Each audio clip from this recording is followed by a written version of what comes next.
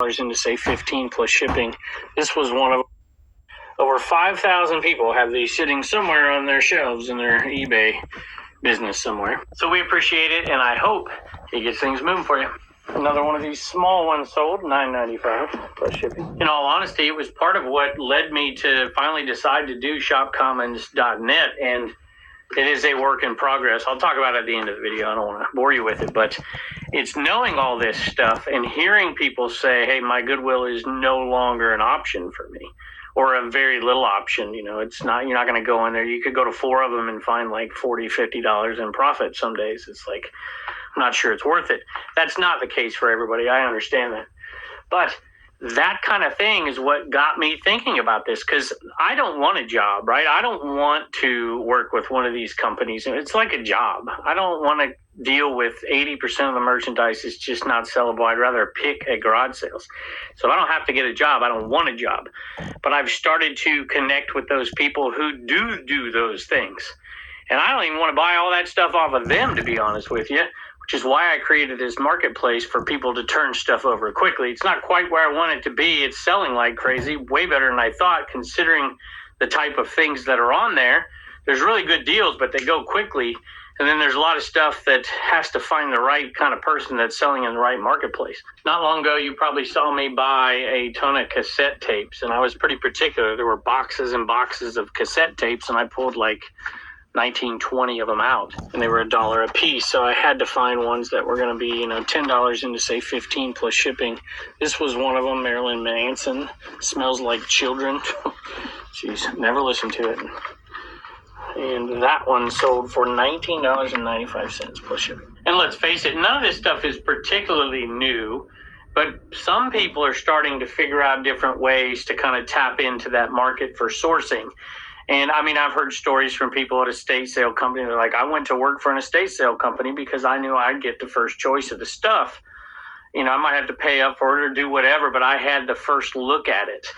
And some folks are doing that. Some folks have been doing that for years and years and years. There's some folks who work with estate sale companies to buy everything that's left. And, they got to pay too, because those estate sale companies sometimes, depending on where you're at and which company, they purposely charge way more, because then they buy it out at the end, make a profit here, put some over here, make a profit. There's all kinds of shady business going on, but, I'll leave it at that. And then there's some folks who make those connections with different antique booth sellers, right? I'll tell you what, and flea market sellers, you know what I'm talking about. It's a totally different model, but a lot of times when people come in selling at a flea market, they'll bring in their garage sale stuff, right? They're not regular flea marketers.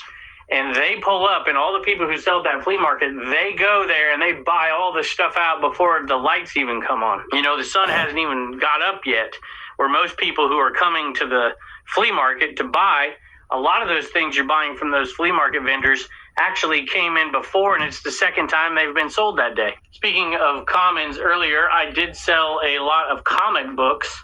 There were 105 of these comic books, sold them for $35 plus shipping. Not a huge margin in it for me compared to what I paid for it, but there is a margin, and they're out of the way, and I can focus on what I want to focus on. I was going to pick the next item, but it just dawned on me a couple of things. One of them had to do with commons, and we decided to run a little experiment. My daughter had cleaned out her bedroom and had a ton of girls' clothes, right, that she's too big for now.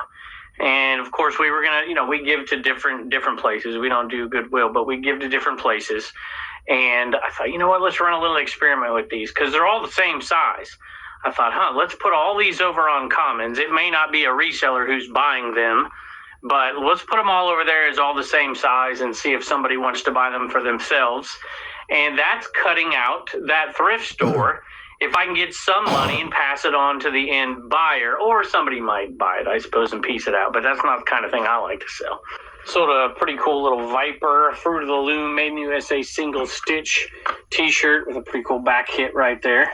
That sold pretty quickly, $15 plus shipping. And that was probably an 80s tee right there, which reminded me of something. We did an 80stees.com t-shirt giveaway the other day, and there's a little bit of confusion. So if you won that, you would see a reply to your comment in that video. And at that point, I'll probably tell you to email me or give you the contact information of who to contact so they can get your shirt in your size sent to you. On the very next video, we're going to give away another t-shirt from 80stees.com. Yes, there is a discount code, Commonwealth, 35% off.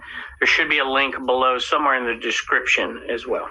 Back to the homeschooling bin again. 2 more sold. $29.90 plus shipping. So as a practical matter for those of us resellers out there who don't want to do any of these types of things I'm talking about, you don't have time, you don't want to, it's uncomfortable, whatever. I'll just remind you, I get lots of messages from people all the time who say, I don't buy any boxes, I don't buy any American Bubble Boy bubble wrap or anything like that. Link below. They get it all for free because they ask people. They tell people what they do in their resellers and around the holidays and shoot, all year round now.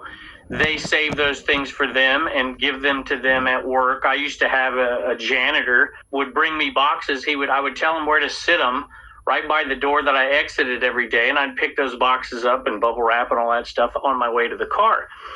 But some of us are a little too ashamed to ask for, hey, if you're donating anything, would you mind if I looked at it first or whatever? If you do that and you ask people that, you will get those people who will do that for you.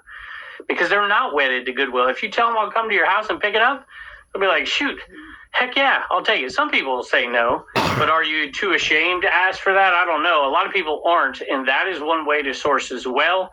I have 2 people who do that for us, and plus my parents who often do it as well because they know I resell stuff. So that's one practical way you can bypass those items getting to Goodwill in the beginning. Got a few more sales, but I wanted to give a thank you to Fletch Flips, Tim and Lisa Fletcher.